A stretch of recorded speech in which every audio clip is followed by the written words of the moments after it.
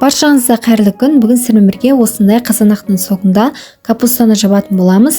Өте дәмді болып шығады. Қысқа осылай сақтап қойсаңыздар болады. Өте оңай жасалады. Қызық болса, видеомды соңына дейін көріңіздер. Ең алдымен бізге осындай қызанақтар керек болады. Осы қызанақты жақсылап жуып, болғаннан кейін осылай төртке бөліп қойсаңыздар болады. Турап болғаннан кейін осылай орташа отта 20 минуттай қайнатамыз. Сонда біздің қызанақтың соғы шығатын болады. Қызанақты осындай үлкен ыдысқа құйып, жақсылап суытып аламыз. Одан соң осылай қолымызбен барлығын езіп шығатын боламыз. Және қызанақты қайнатқаннан кейін біздің қызанағымыздың сырты өзі бөлініп шығатын болады. Осы қабықтарын алып тастап, қызанақтың соғын осындай еліктен өткізетін боламыз.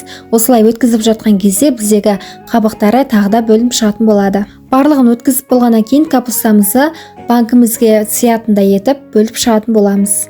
Сонымен қатар менің каналымда басқа да өте ерекше банкі жабу түрлері және ыстық тағамдардың тәттілерінің рецептері өте көп. Арнама кіріп көрсеңіздер болады.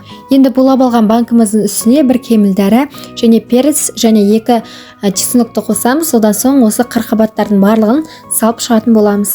Капустаны қатты тығыздап салудың қажеті жоқ. Осылай кішкене үстіне басып салсаңыздар болды. Одан кейін артынан лавр жапырағын салып жіберу керек. Енді банкіге ыстық қайнап тұрған су құямыз да 20 минуттан кейін төгіп тастаймыз.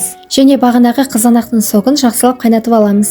Кейіннен банкінің үстіне 1 ас қасық тұз, 1 ас қасық құмжекер және 2 аспиринді саламыз. Одан кейін қайнаған қызанақтың соғын үстіне толтырып құйып шығамыз да соңынан 1 шай қасық толтырмай усыз қосамыз. Банкінің қақпағын жақсылап жауып, төңкеріп қоямыз және бетін жауып, 1 күнге қойып қоятын боламыз. Осымен біздің салатымыз дайын болды. Капустаны құр суға қарағанда осындай қызанақтың соңында жасаған өте дәмді болады. Жасап көріңіздер. Егер менің видеом ұнаған болса, мені қолдап, арнама тіркеліп, лайк басып кетіңіздер. Әлде көптеген рецептер болады.